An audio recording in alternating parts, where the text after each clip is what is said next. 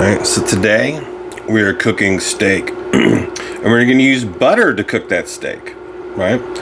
So first off, I pulled this out about 20 minutes ago. So it's chilled, but it's not cold. So that way when we put it in this warm pan here, that it's going to cook quicker. It's not going to curl up. It's something that curls up when you put really cold meat to a really hot pan. We're going to baste it. We got a little spoon, and we're also going to use What a Jerk seasoning. And now y'all are probably sitting here going like, what are you talking about? We're going to use What a Jerk seasoning on steak. So I made What a Jerk to go on jerk chicken, right? Because I love jerk chicken. And then we sold it to people, and they tried it on different things, and they reported back to me that they were putting this on burgers and steak, and I was like, what are you talking about? It's delicious. It amplifies the beef flavor nicely. It doesn't overpower it. It doesn't make it weird. So we're just gonna put a little bit on here. I mean, we're not gonna go crazy, but we're just gonna put a little on that side, rub it in.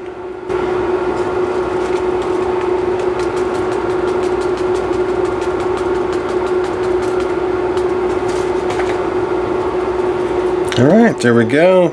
Seasoned steak. Now go out, let's let that sit for another minute while this pan heats up, and then we'll start cooking. All right, so I have washed my hands. The hand wash please can chill out. I know how to do that. So we're gonna put this butter in here, moving it around. All right, so we're just gonna move that off to the side. Then we're gonna put our steak in. And you want a sear going on. You want to hear it. If you don't hear that sizzle and you don't get a little brown butter in there, then you're not doing it right.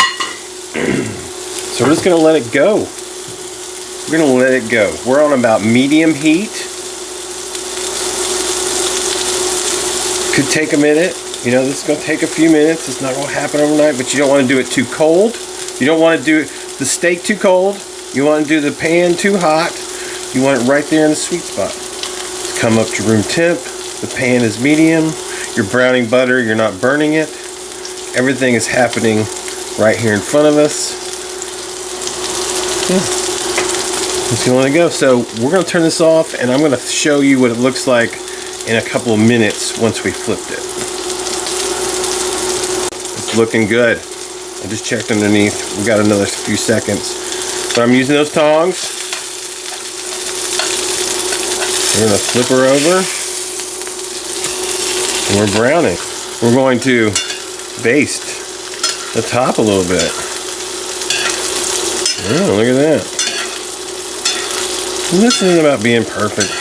You know, this is just about buttering the top a little bit, putting those hot oils on top. It's going to help cook quicker and cook more evenly, which we like. And we're just going to let it sit.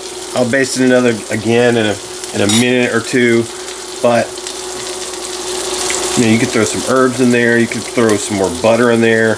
You could throw some garlic in there to like flavor the oil, but I don't know if you need to. The seasoning's got plenty of flavor in it, and we're just gonna keep going, and we'll come back in a minute and show you where we're at when we start basting and pulling it off, just for fun. All right, and I think we're getting close to like medium rare. That's how I like it. Now, as opposed to the chicken video, I'm not into like sticking a thermometer in the steak, you know, because we're gonna lose all those juices. Like, I don't know. I think you have to just start getting comfortable with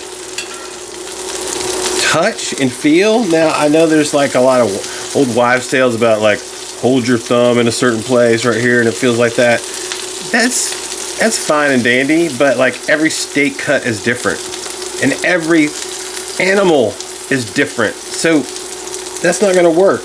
You just have to kind of get a feel for it.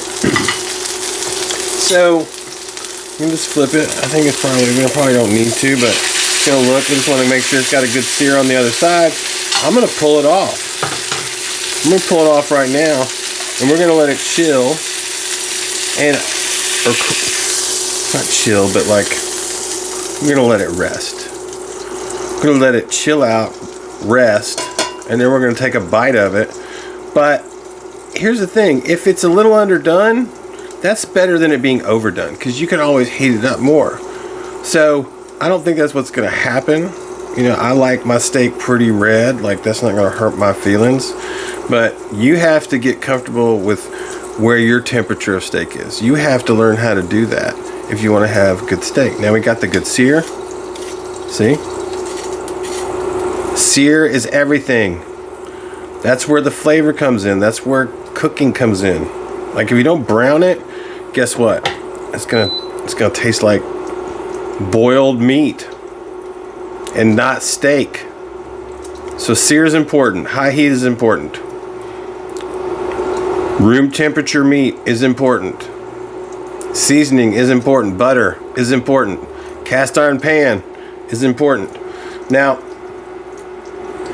I'm gonna cook a little veggie in there right now because we got this nice hot pan with those oils and stuff. I'm gonna put some, I got some bok choy leaves. I'm gonna try those out in here right now. So we got some little baby bok choys. Let's tear them up. I'm gonna throw them in here. Like this way we're using the pan juices. I mean, you could saute some onions up in here. You could saute some mushrooms up in here.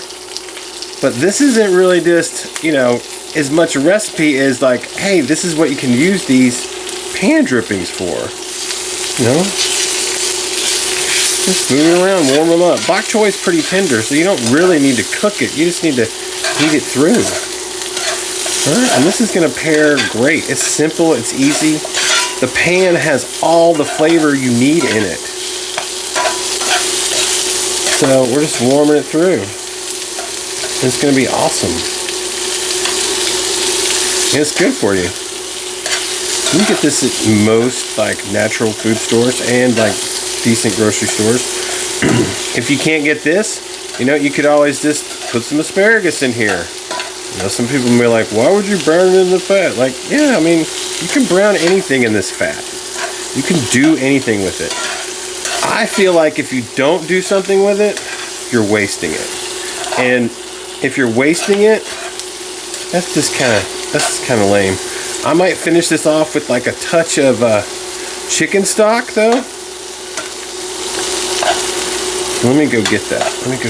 And then I'll kind of like steam the rest of it up and we're going to call it a day. So this is literally like just a couple ounces of that, maybe a quarter cup. I might just put an ounce in. And then we're going to pull up all the stuff.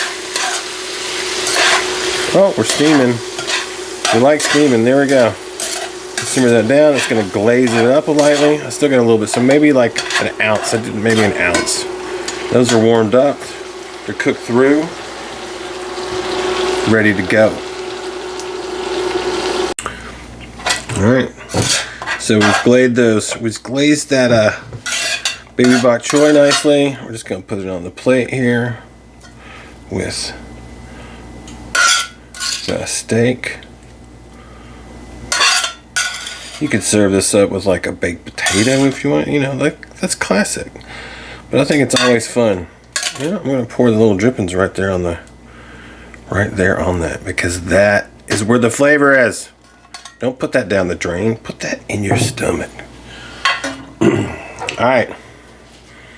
So we're just gonna give it a little look. All right. Right there. It's medium rare. That's how I like it. Super tasty.